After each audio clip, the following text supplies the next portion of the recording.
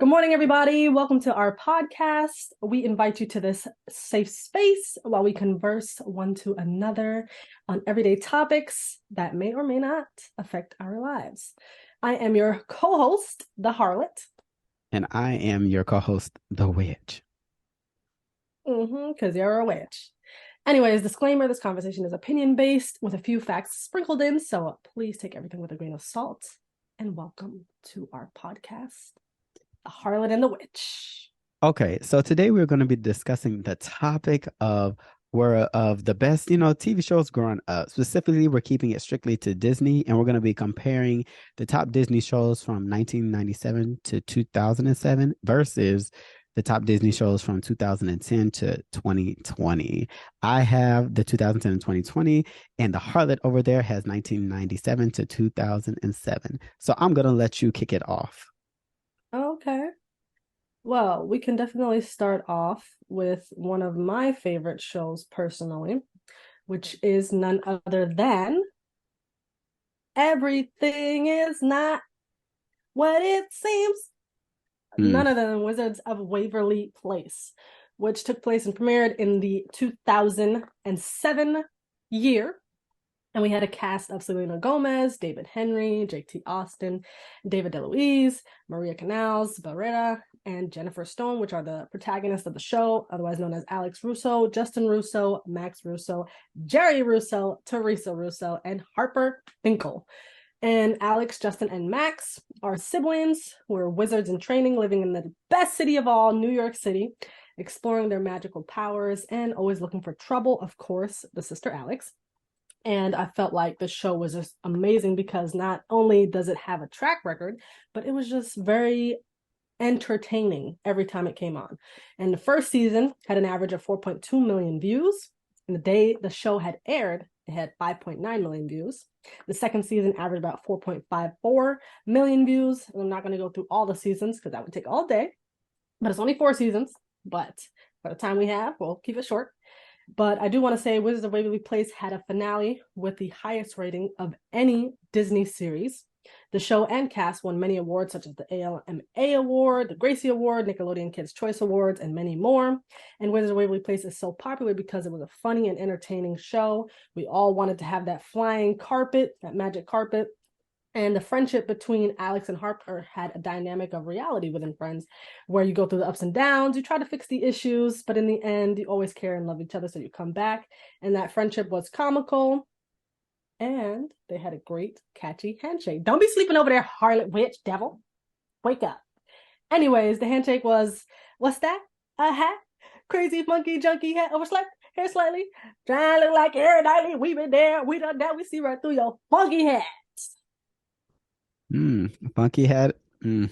So that's interesting. That's not a half bad choice, but I think another option that we should talk about was the wonderful show called Good Luck Charlie.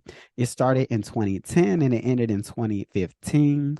It averaged around 2.4 million views per season, with the cast being the characters Teddy, Gabe, PJ, Charlie, Toby, who eventually came, the father Bob, Amy, the mother. And then there's some other side characters that we can get into. But the main character was Teddy. And the whole story of the whole show is about Teddy making these video vlogs for her little sister, Charlie, so that when she's off to college, she'll be able to review those videos when their family's just going up and crazy. And I think that that show is one of the hidden gems of Disney Channel because it mirrored so many people's realities. The family had, it ended up being 5 children. And so to grow up in a household with a whole bunch of kids, so many people could relate to that. The parents could relate to just how hectic it is. They had a evil neighbor named Miss Dabney that didn't like nobody. And a lot of people can relate to that because even in today's times, a lot of people don't talk to their neighbors the way that they used to. So I think the show reflected reality. Unlike, waving a wand somewhere, ain't nobody got no wands, but it reflected reality and people Harry were able Potter, to yes, see they do. themselves in the characters that were shown on the screen, from having to be supporting older brothers and older sisters to all of the shenanigans that just go on in the house and being blamed for. I think that I like that the main character's best friend was Ivy, who happened to be, a sister of color, and they just had a strong, strong, strong bond of a friendship that was just unbreakable. And they weren't yes men to each other or yes women to each other. They held each other accountable. So that show just was so monumental, in my opinion. Okay. Next. So, Okay, I think I won that. Let's go on to the next one. I doubt it. So Very the much so. second show that I think is really good, a lot of y'all will know from the jingle, "Hey Jesse, hey Jesse." Ooh, that sounds so good. It No, started not at in all. 2011 and it ended in 2015. You want to sing it with me? Hey Jesse. Ooh, hey Stop. Jesse. That sounds so good. Stop. Okay, it averaged about 3.1 million views per season. The main characters being Jesse, Emma, Luke, Ravi, Zuri, and Bertram the butler. The whole story is about Jesse, who is a girl that goes to New York to try to follow her dreams of being on the big screen, But but okay. ends up landing a job as a nanny to some very rich people. And in the end, it was a good character development for her because it taught her that, even though she made it to New York to try to get her dream, she acquired a new dream and was able to get a great bond with them. And I think this show is very monumental because it shows that adoption families, and there's not a lot of shows that really highlight families of adoption and multicultural. You had Zuri, who was African American. You had Ravi, who was Indian, and Luke was white and Emma was white. But it was just nice that the diversity of the family that they had. So people with complex families could see representation, which really had not been shown to that degree on any other show. So I think Jesse is just an all-time classic. What about you? Wake up. We'll talk about my opinions later. My next show is none other than You Got the Best of Both Worlds. Hannah Montana, which aired in 2006. This was hands down one of the best shows on Disney Channel. We had a cast of Hannah, otherwise known as Miley Stewart, Lily Of who? Truscott. You said Hannah? You said Wrecking Ball? Oh, I'm sorry. Keep going. Don't interrupt me. Anyway, Oliver Alkin, Robbie Ray, and Jackson Stewart, as well as Rico Suave. Of course, the protagonist we had was Miley Cyrus mainly, but all of these individuals were definitely protagonists as well. For the first season, they had averaged 4.04 million views. Second season was 4.74 million views, and continuing so forth and so forth. It just was trending upward in the amount of views that they had. Hannah Montana also won some awards and such as like the Gracie Award, Nickelodeon Kids Choice Award, the Teen Choice Award, and the British Academy Children's Award, just to name a few. Hannah Montana is so popular and was so popular because of the storylines about how family and friends are very important and you should value them. But it also allows us to take a dive into the balance that celebrities try to make for themselves and their family when it comes to stardom and reality. And a lot of this, where we see that nowadays, is social media that's just gone rampant with the celebrities and back and forth with individuals. So we try to make a balance here in the 2000s era, which they have, and they've done a good job through the series of showing how they're valuing friends, valuing family, spending time is very valuable and important. And I think that in today's society, it's hard to balance that. But back then, it was easier, and they portrayed that in this show. And then also, they had definitely some jingles that was awesome. He could be the one. Come on now. Nobody's perfect. You got the best of both worlds. How to say he could be the one go sing a little bit for He us? could be the one. He could be the one. Sorry, that was a little out of key, but the reason why is because I was so excited. This show was just awesome. And you have like two different personalities where most celebrities have to be like. So nowadays, this is definitely relatable. All right, amen. Go Oh, ahead, sure. witch. Harlots. Okay, let's go on to the third show. I think this third show is something that a lot of the youth will be able to understand. Now, this is not a show personally that I watch because at this time we were out of high school, we were in college doing our thing, but this show is called Andy Mack. It Mm-hmm. You don't know started in nothing about it. 27. What did you say? Go ahead. No, go on to say it again. You don't know nothing about it. You Harlot. sitting there putting it on a top show. You don't know nothing. Go That's why you ahead. research, so you learn more. Mm-hmm. It's called Annie Mac. Let's see if it It do was something started good. in 2017 and ended in 2019.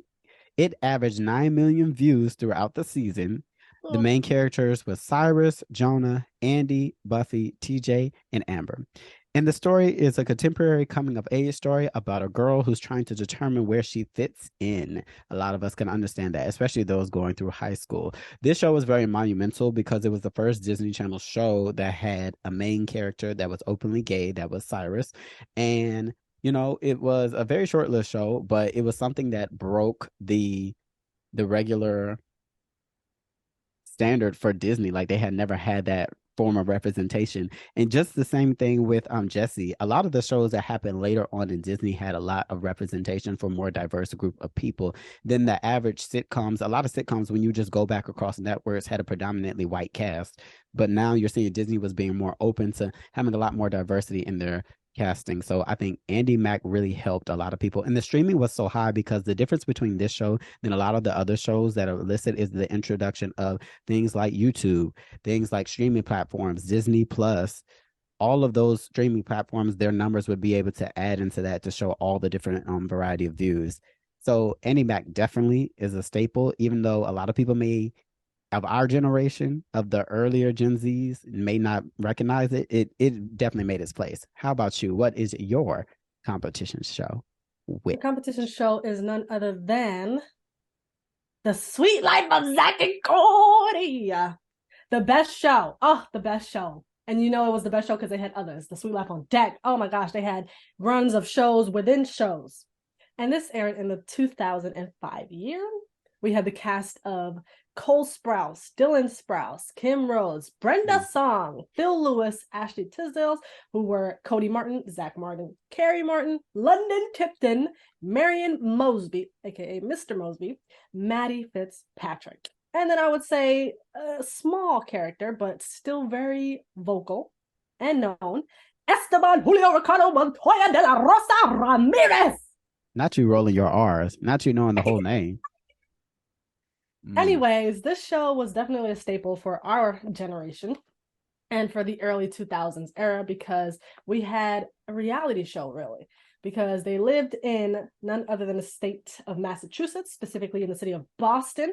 They lived in a luxurious hotel, twin brothers, Cody and Zach, in which, one loved to stir up trouble while the other one tried to fix it, but they were both troublemakers. And that's just the sibling bond, they're always getting into trouble. The mom tries to fix them out of it, and parents in general. And I think it was a very comical, entertaining, and real show because all kids got into some kind of trouble, especially with their siblings. I know I did. And this show became one of the highest rated and, of course, popular shows on Disney Channel. You can't tell me when you hear of The Sweet Life of Zack and Cody, you automatically think of the ship, you automatically think of the games, you automatically think of the twins, you think of Esteban, Mr. Mosby, London, of course, Maybe. money, the elevator. Come on. It was just a staple for our era. And that's all to it. I don't even have to speak too much onto it. Amen. You finally had one good one, I guess. That I'll was give you that one. three. You had one. Three. Okay, moving on to our final one. Before we state it, we would just want to say we want to thank our sponsor. This episode is sponsored by, let me see if y'all can None get it. other Let me than get Sugar High. I don't know if it's Sugar pick. High, It don't want to the pick it up. candy I'll read what it store. says. Okay, Sugar High is a company. I've been ordering some candy from them for the last couple of months now, and a lot of people are so used to the regular candy that you just buy at your local store. But if you want But something not this that's a little one. bit more exotic, you get tired of the regular smuggler types of candy, order from Sugar High. Tell us a little bit more about Sugar High. Yeah, Sugar High is a company that sells candy such as chamoy pickles. They have Fruit Loops candies. They have exotic candies and drinks. And they have been around for about 2 years now, almost. And they have been serving customers all over the United States. And they are a staple becoming up here in the state of Texas. And where can they go to go find some candy at Sugar High? SugarHighTX.com. Say that one more time for the people in the back. TX.com. We thank you so much, Sugar High, for sponsoring this Thank you for episode. sponsoring us. Now let's get back to the show. The final one is going to be one of the greatest Disney Channel shows of all time. And it is called dun, dun, dun, dun, dun, I already said all Gravity the greatest. Falls. I already said Yeah, all the it is one of the greatest. greatest. Gravity Falls One of the started in, greatest. Okay, not the greatest. no, it's the, I No, can give it the title, not at all. Harlot, Not at all. Witch, It's a Devil, demonic show. Idolater. Sorry. Just But yet, our cast members don't end up being drug addicts like a lot of your shows talking about DUI. lies. So, Gravity Falls started in 2012 and it ended in 2016. It averaged 2.32 million views per season. The main character, Dipper, Mabel, Stanley, Seuss, Wendy, Stanford, Bill Cipher, and Gideon. The show is really about the two twins, Dipper and Mabel. They were 12 years old, and they went over summer to hang out with their great Grandpa. uncle. They call him Grunkle Stan, but his full name is Stanley Grandpa. Pines. And they started to notice some very weird stuff going on in the city of Gravity Like what's Falls. going on in your So mind? they spend their whole entire summer investigating the crazy things going on. A common person, because the grandfather Stanley Pines owned a shack, and it was a tourist shack, and so it was run by Seuss, who worked there, and then the love interest was Wendy, who Dipper was madly in love with, even though she was 3 years older than him, and Stanley had a twin. His name was Stanford Pines, who actually ended up writing these books. And the kids found the books, and it really highlighted a lot of the crazy stuff going on in the town. The main antagonist was Gideon, who was a very jealous kid because he was in love with Mabel, but Mabel did not like that man. And then there was the triangle, Bill Cipher, who was this all powerful entity that they learned about, which kind of led to a lot of the crazy stuff happening in Gravity Falls. What made Gravity Falls so monumental is it was one of the most interactive shows that had the viewer engagement. There were a whole bunch of challenges that came along with it. There were 12 books that were produced as a result of the show. And so a lot of people were able to go across the books and find hidden gems within the books and in the show. Even the intro, the theme song for the show, at the very end, you have to play something backwards to hear what was said to uncode something that was going on in the books. So everything is just all intertwined, and it just was just amazing. So many people loved it. So many people is a staple for them, and it is one of, if not the best Disney Channel show of all time. So what? I think it was one of the best shows. I think it was a good show for sure. And it definitely had people's mind rolling in the brain games. So I'll give you that. Mm. But my last show is none other than a show that was aired in 2003. That's So Raven. That's So Raven had a cast of Raven Simone, Annalise Vanderpool, Kyle Massey, Orlando Brown, Rondell Sheridan, Takia Crystal. Come on, we're not even gonna go on that. Anyways, we had them as Raven Baxter, Chelsea Daniels, Corey Baxter, Eddie Thomas, Victor Baxter, and Tanya Baxter.